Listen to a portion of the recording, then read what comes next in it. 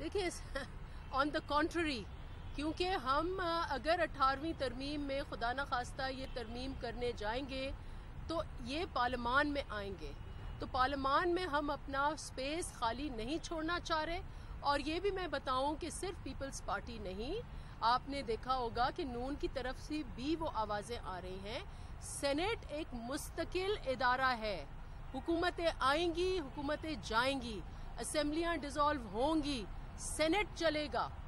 तो सेनेट में आज जो एक मुंतखब होगा एक सेनेटर, वो 6 साल चलेगा। तो इसलिए सेनेट का में जो हमारी पार्टिसिपेशन है वो आइन जो है आइन के मुताबिक है, वो एक आइनी इदारा है, वो एक वफाकी इदारा है और वो एक मुस्तकिल इदारा है।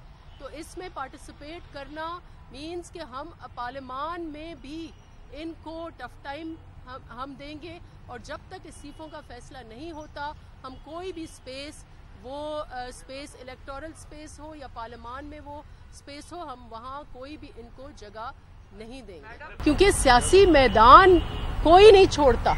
ये एक सियासत का एक पहला उसूल है कि सियासी मैदान, वो आपको जितना भी मैदान, जितना स्पेस मिले वो आप स्पेस नहीं छोड़ते, और उसके मुताबिक अगर हम ये स्पेस छोड़ देंगे तो इनको ओपन ग्राउंड मिलेगा। और आपके ऊपर अब जो मजालिम हो रहे हैं, अब नैब पर एक आध खुदकुशी हो रही है, और उसके बाद ये पूरा के पूरा माशरा जो है वो नैब की जद में होगा, वो इंतकामी सियासत की जद में होगा, वो महंगाई की जद में होगा।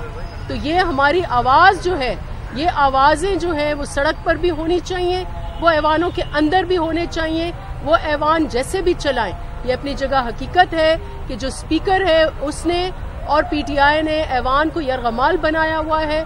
ये कानून साजी नहीं करते, ये ऑर्डिनेंसेस के जरिए गैर कानूनी तरीके से ये कानून बनाते हैं और सीसीआई के इजलास नहीं करते, वफाक को नुकसान देते हैं।